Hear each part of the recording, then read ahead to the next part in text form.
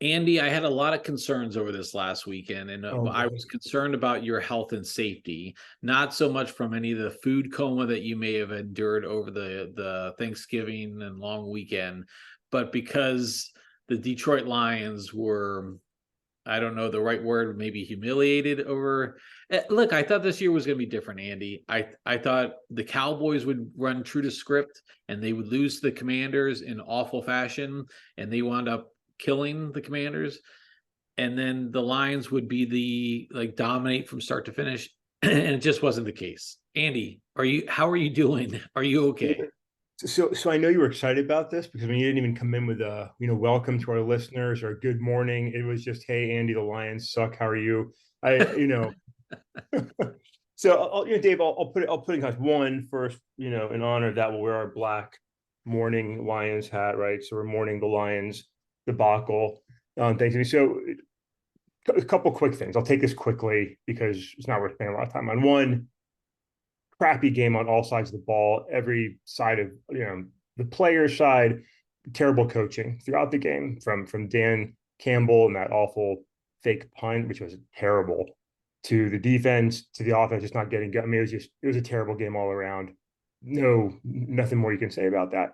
I think as the world sort of yells at the Lions, right? 'Cause it's easy to do, right? Oh, same old Lions, but I think it's an expectations management piece too, right? I think the Lions came into this season, nobody really cared, right? And then all of a sudden they're getting this like crazy hype, because they got the easy schedule, could potentially get that number one seed. From the beginning of the season, I said for the Lions' successful season, right? It's probably an 11 or 12 win season. You got to win the division, got to host a home playoff game and win that playoff game, and just have a good effort from there. That for the Detroit Lions in this year 3 of the Dan Campbell coaching era, that's a very successful season. And so while people get excited for higher expectations, reality is the team isn't really there yet, right? The Lions aren't going to win the Super Bowl this year, most likely, right? There's just teams that are further along. So I think it's partially expectations management. That being said, it was a terrible game. They can't go out there and play like that against the Bears one week and the Packers the next week. They could, if they go to that level of play, they're going to lose to the Saints again this coming week, and then their division lead is in jeopardy, right? So it was a terrible game, really embarrassing. Meanwhile, hats off to the Cowboys who played. I mean, given it was the Washington Commanders, so again, you're playing, not even college football's best football team, but absolutely drubbed them. So congratulations to you and the Cowboys and all Cowboys fans there. Yeah, I rather enjoyed the game for a change. Yeah. I wasn't throwing anything at the TV or just walking off in disgust. So I did enjoy it. But Andy, I'll give you a lot of credit there. That was quite the politically correct state, path forward. I liked how your, expectations management. That was good. I do appreciate that. Andy, I will just say this weekend though, I was look, the Vikings lost last night Yeah. to the Bears, which is like what a awful was it 12-10? I mean, this is just awful football that we Yeah. have to be watching on some respects. That said, though, there was a great sports weekend. There was so many good football games out there. Yeah. There was so many good, like I don't know if you watch a whole lot of college, Andy, but the Alabama Auburn game was an unbelievable ending. I usually turn some of that stuff off. I was about ready to fire off a tweet about Alabama being a two-loss team, and the next thing you know, they're winning some miraculous game. There's just good football all around, and it was, I guess, just a good weekend. So, aside from the Lions, though, Andy, did you have a good Thanksgiving? I mean, how'd it go? I did, Dave. I want to bring up an idea with you here. So we had a great Thanksgiving. My boys were home from college. It was awesome having them here. First time they've both been away at school, so it was really nice having them both back. My wife was cooking all day. God bless her. We had we're ridiculously full. But then we ended the night. We were wrapping up. And we're like, hey, let's watch a movie. We're contemplating movies to watch, and we decided to watch what I would argue is a great transition to the Christmas season and a Christmas movie. And we decided to watch Rambo: First Blood. And Dave, I don't know if you recall First Blood, right? Because I Do think I a lot of people. recall First Blood, I Andy? mean, and a lot of people know, the later Rambo. My first Rambo was Rambo 3, when I was a kid. But gone back and having watched that, and I mean, it's a great movie. I mean, it's actually a really good story. I mean, it tells a really good story of given it's exaggerating and everything else, but of struggling veterans coming out of Vietnam. But I mean, his lines, right? I mean, they drew first blood. I mean, you got to love that, right? I mean, he was Stallone being awesome. But I felt that there was enough Christmas decor and sort of seasonal themes throughout the movie that I feel it qualifies as a good family Christmas movie. Here comes John Rambo, kills a bunch of people, injures a bunch of people, destroys a town, just wants to be left alone and live his life, which I can appreciate, right? He just wants to enjoy himself and reconnect and try and find himself in this new environment. I thought it was a good movie, surpassed my expectations. I haven't watched it in a long time, so I really enjoyed a good 90-minute movie. And I felt like, hey, this should be part of the holiday season discussion here. So, Dave, thought this. I mean, Yeah. yeah, So you're going on the Die Hard as a Christmas movie also line yeah, then with yeah. this. I I mean, mean, yeah, look, I'm here for it, and Andy, and I'm going to take you in a different direction. We'll talk on that in a minute, but I am here for anything that's associated with Christmas, that you can relate, whether it's violence or right. whether it's holiday cheer. If it's in the decor, I have come around and said that these movies are, in fact, they can be Christmas movies. Not probably the one that we start off with, but I will get to, like, we transition with National Lampoon's Christmas Vacation as our start to the thing. I mean, that's great, but look, Rambo First Blood, I'm here with you on, it's a really good movie. Just like, look, there's some violence and killing and all this other stuff, and I love the line, "For me it's never over, it's not Right, right. over," at the end. Yeah. And I think it really, Powerful speech.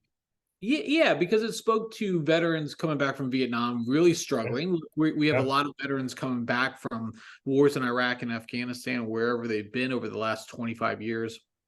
Um, and I think it does speak to a lot of that, but it's similar to, like, Rocky, the original Rocky, and I'd even say Rocky 2. These Yep. were great, really good movies. Now they happen to have boxing and violence in for Rambo's side, but those were good movies. Now, as they go along and you get to Rocky 4, 5, and 6, and Balboa, and now Creed, it gets a Yeah. little, you lose some of the original part. And the same thing with Rambo. When you got into Rambo and he's now this, like, going to Afghanistan, what was it, Rambo 3? I think that was Rambo 3.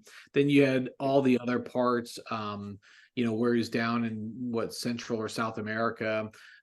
So Back I home. think it loses a little of that. So, but Yeah, that's I agree. The stories changed, and the first two Rockies, first two Rambos were different movies than the series, but they're still enjoyable, right? I mean, like right. Rocky 3 is a goof, right? Rocky 4 is ridiculous. It's so fun to watch. I mean, you got James Brown, Ivan Drago. I mean, you got to love Rocky 4, Thunder Lips, Mr. T. Right? So there's a lot to love in them. Each sort of, yeah, the storyline definitely changes, and the series do change over time. I love Michael B. Jordan. Recently watched Apollo 3. It was all right. It could have been a lot better. So, but I agree. Those are fun movies. Good that we're kicking off the Christmas. I think we've got a lot more to talk on Christmas movies in general. Let me just run two quick things by you, Dave. I don't know if you're a documentaries guy. We did watch Bye Bye Barry as a dedicated Lions fan. Watched the Bye Bye Barry documentary on Amazon, and awesome. I thought it was great, because it really captured, I think, the challenges and story of Barry Sanders. So I thought that was really good. I don't know if you're a docu-series guy. The other one was, have you seen Sly Stallone's special on Netflix, and then sort of his documentary on his movies and everything? No, I haven't seen that. I saw the Bye Bye Barry, and I do want to see that because he's very, like, who retires when he retired is kind of like Yeah. the Megatron thing too. But yeah. No, I haven't seen the Sly Stallone one. I still missing out on some of the Arnold ones too. So there's some good stuff out there. Yeah, yeah. Stallone's is pretty good. I think it's his story is interesting. You get appreciation of the movies, Rocky and Rambo and others that he made. His dynamic with his father is like insane. Which is an interesting story. Barry's as well. So Yeah. they're again, the Arnold series is really good too. So hey, there's a couple of things to put on your holiday list. Maybe get some downtime. So check them out. Check them out. Yeah, we do want to get into the holiday movies things. We'll tee that up for another thing, but I will just plant a bug in your ear, Andy. If you haven't seen, if you want to talk about violence and Christmas movies, a classic one now, and it's on my rotation. It came out last year, and I've already watched it. Violent Night, Yeah, with David Harbour as Santa Claus. It is up there. It's not very long. It's like the hour 45 minutes or whatever, but it is action packed. It is great. type of movie. So I'll plant that bug in your ear because it's now All right. my top ones there. So I'll flag that. That might be when my kids return from school, it might be a good way to re-kick off the Christmas season with them. So noted, noted. yeah, you definitely have to. You definitely have to. Okay, Andy. So let's move on to other things. Did you get any Black Friday shopping, Andy? Did you? Dave, It looked like the crowds were not there this year. Not like we're not seeing the beating down the doors at Target or Walmart or the mall or anything like that. I still think the sales were up, but did you get out there for any Black Friday shopping? Dave, we have been long time online Black Friday shoppers since. I mean, my wife and I were joking about it. It was before it was even like a big thing. We were all over that, and we've remained that way. And we're also like we suffer from great fear of missing the gifts we want to get for our family. So we are like on the keyboard immediately, propping up the economy, buying way too much stuff, thinking about it later, breaking all the rules we set up ahead of time, and we've done that in flying colors through last night. Like last night, I had to get to bed. We were like, "Hey, we got to go to sleep." I was like, "Let me just show you one more thing," and we were looking at it and spent way too long and hit the buy button. And so, Dave, I'm probably like $500,000 in debt at this point for no reason whatsoever, just because of Christmas shopping. So yes, we've done our job to make Black Friday all it was meant to be.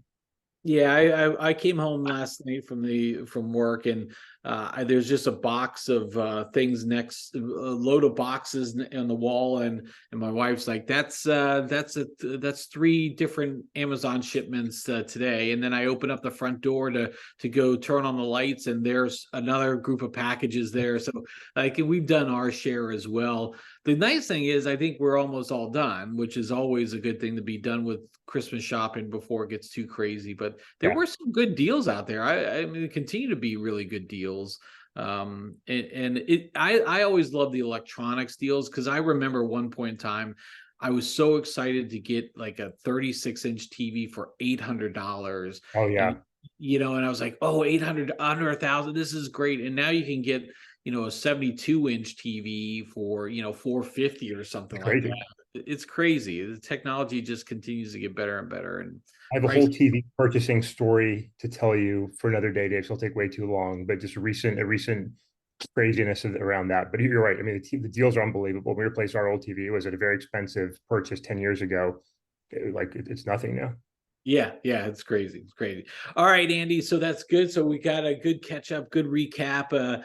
We only had one pod last week, so we had a couple things we wanted to get into. Andy, anything at the top of mind for you as we go into this week here, getting into the last week of November, early December? Anything top of mind? There is, I was doing the usual, news scans and thinking about things. I had a whole list of just, ridiculous news titles, but I said, what, we've got to take a break. Got to take a break from discussing national politics and the, antics of Congress and the 2024 election, because like that could be every week. That could be every pod. It's just, it's insane. So I'm not going to go there, even though I want to go there. Rather, I want to tee up an idea, Dave, and get your deep thoughts. As I know you're a big thinker, you're politically attuned, you're a smart guy, Dave. I respect your opinion on most things, not football. And so I wanted to introduce an idea for you and our listeners to sort of think about, right? And so I think I said before on this podcast, there's certain ideas that I really like to cling to. There's certain maxims that I follow, and there's an idea here that I want to put out there, sort of a litmus test of sorts for government action, right? As we look at where we are in politics today, with debates in Congress on funding and how we're going to do these things, and presidential politics and all the things they promise and say they're going to do, try to understand, like, okay, where do we stand? How do we look at the things that politicians want to do and figure out, like, is this even a good idea, right? Do I believe in what they're trying to do? Because sometimes we don't even pause long enough because things sound good on the surface or they sound scary on the surface and we react. But like, where are we coming from? So for me, I heard something that I really liked, and it's been said a number of times. And I go back, I've shared something called Gillespie's maxim before, named after Regent Editor at Large, Nick Gillespie, who I really appreciate. And he said something a few times. He said it again a week or two ago, and I heard it. And I was like, this is really something we should think about. And so I'm calling this Gillespie's challenge. And when I use the word this here in a moment, what this means is any government action, right? So legislation, policy, executive order, so forth, so forth, so forth. That's the this, right? And so the question I think we ask here, right? This Gillespie's challenge, I think, is this getting us closer to or further from freedom? And if something inches us a little bit closer to choice and freedom, it's probably a good thing. And if it's the other way, it's probably not. Right. And so that's kind of the way I look at most government actions is, hey, is this giving us more choice, more individual freedom, more responsibility, more ability to sort of live our lives the way we see fit? Or is it taking away from that? And if it's the former, then I think it's a good thing. And if it's the latter, I think we have to maybe pause and say, like, is this really something I want to support? So for me, philosophically, I really like that. Again, I calling Gillespie's challenge here. And Dave, so I pitch that over to you. Any thoughts on that sort of approach, that sort of kind of litmus test for policy, politics, government antics? Does that resonate? Is that off the mark? Any thoughts? As you look, Dash, good looking in your Orioles shirt, by the way. Yeah, thank you. I've proofed my hair up a little bit too. I want to be looking good for all those people who are watching us on video today. But I think this is an interesting concept because I think at its root, I think that's the right thing, right? I think that those are the right type of questions we should be asking as in a democracy and in a sort of the government that we've got today. Is we should be challenging ourselves on that. I just don't think that the individuals who would be able to pose those questions and the people who would be able to answer those questions, they view it through so many different lenses Yeah. and filters that I don't think that they even know what freedom looks like in some respects anymore.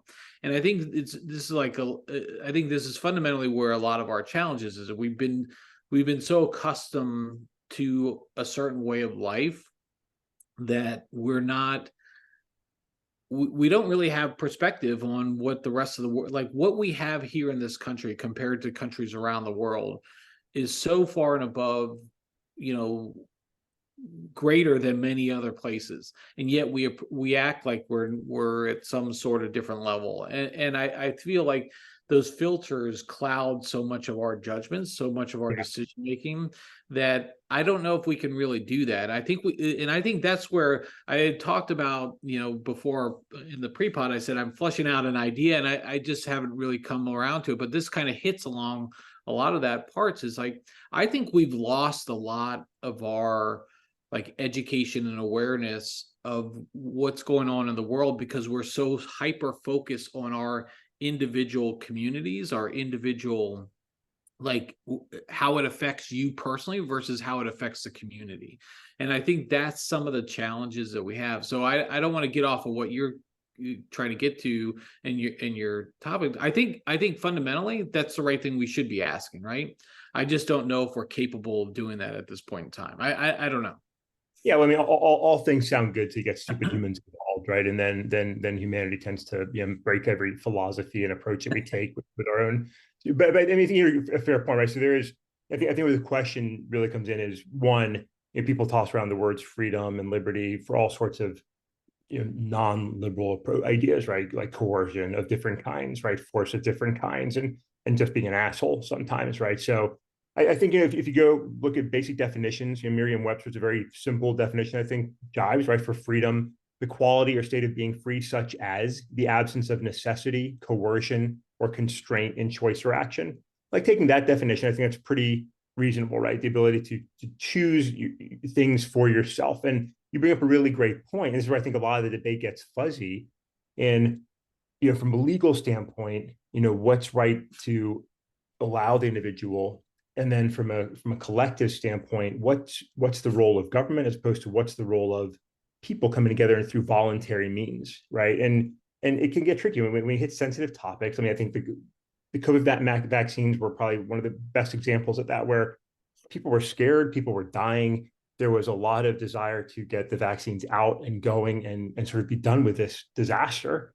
And a lot of people are like, yeah, I don't want to do that. And so at what point do you compel people to do something they don't want to do for the greater good? That's a really hard, there's no single line in the sand you can draw. It's never the same, neither on issue nor time, because things change. So, when it comes to policy, I think we have to be, you can't be rigid. You've got to be flexible. You've got to have principles that drive you and guide you. And then you sort of work towards them as best you can. And then there's going to be things that come up where, you might bend on some of those for the greater good. Now, I would, from my end, I would strongly push back on most of that coercion to the best of our ability. But, are there times? There might be times, right? Like the draft. The draft could be such a situation where people find themselves having to serve the military against their will. There could be circumstances that necessitate that potentially, right? That's possible. So I think these things are always ongoing discussions. You can't be so rigid that this is always the way I do it, always the way we have to be.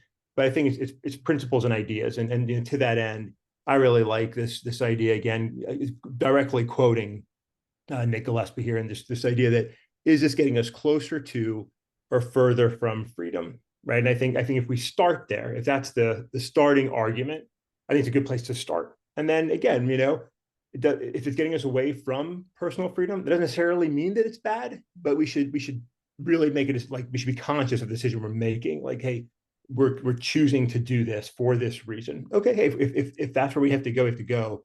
But on the surface, I think it's a great question to start and say, does this jive? Does this make sense? So I really like that. I think Nick Gillespie, I think, is really, I mean, a fantastic guy in many respects, but really some philosophically put some really great thoughts out there. And so I'm glad to sort of share that idea. And if any listeners have, agree, disagree, object, support, feel free to let us know. I'm always happy to hear. Always happy to discuss these things further. And look forward to your commentary. But Dave, thanks for having the open mind to listen to it. I hope you don't mind the stepping away from the daily news for a minute here. And I'm sure that Marjorie Taylor Greene or one of our fine presidential candidates or one of our third party activities will garner interest over the next couple of days. So we'll come back to those exciting topics.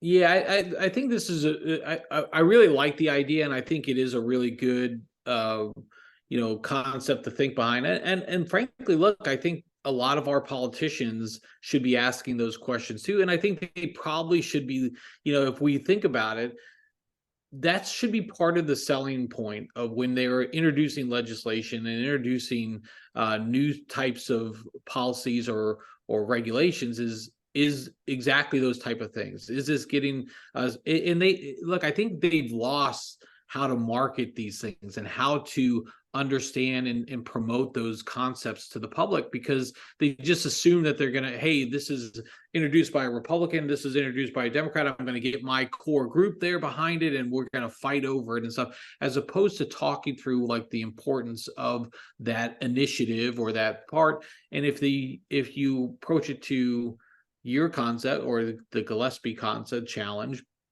looking at it from that lens, I think we could really step back and ask ourselves and then vote on that. I think too much now we have just fallen on, I'm voting strictly party lines. I'm voting chalk. I'm going chalk. If the Republicans have said it, I'm going to vote for it. If the Democrats have said it, I'm going to vote for it.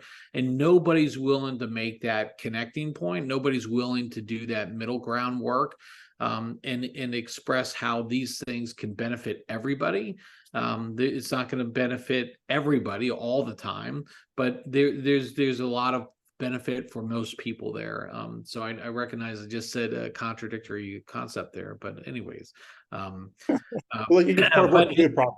we're working through it. We're working through it. So, well, good, Andy. Anything else on this topic you want to hit? No, I appreciate being able to pitch that out there. I'm sure, I come back to these things often. You've heard me, I think, I shared one of the maxims I really enjoyed, Catherine Mangu Ward, I think I shared a while ago, which is always good to keep in mind, right? That all politicians are garbage and will disappoint you in the end. I think that's a great place to keep in mind as we look at the current politics and election cycle. So, I'm sure I'll bring this back up as we talk on other issues, but glad to throw it out there and tee it up, and appreciate you giving me space to discuss that. Yeah, always a good thing, Andy. Always a good thing. So, all right, Andy, we're getting close to time on this week. I mean, we got another podcast coming up later this week. Right. I do want to just hit on something really quickly, and we're going to get into a lot of holiday stuff that comes along. But as you and you already mentioned, as you transition from Thanksgiving to the holidays, pulling out the Rambo, that's good. We pull out Christmas Vacation. Any type of holiday tradition that you're most are excited about, that over the next couple weeks or so here? Do you have any like great holiday thing that you're really looking forward to?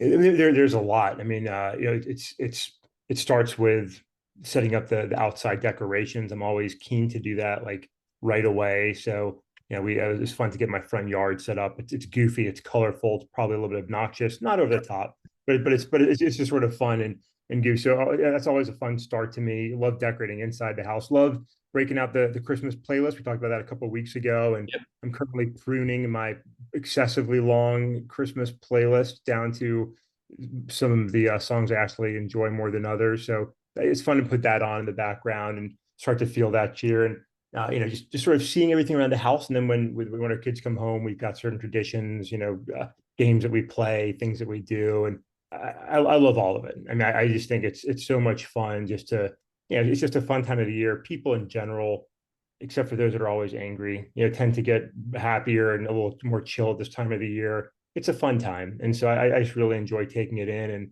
unless the Lions go on a 4-game skid, I should have a pretty good holiday season here and be able to enjoy it. So, well, lots of things. How about you, David? Are there certain traditions, certain pounder isms that you guys really get into that make a big impact for the season for you?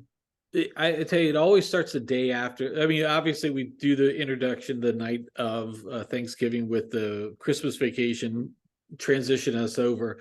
But I love the next morning. I put the movies, I put the music on. I start pulling out all the decorations. I like you. I love to decorate outside and inside and get all that. So we're fully decorated now at the house, which is great.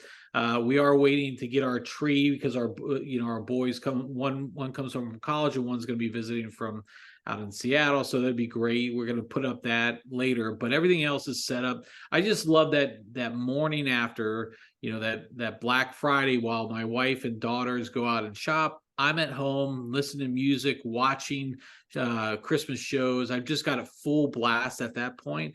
Yeah. It all comes together. So I really enjoyed it. It's one of my favorite days of the whole year.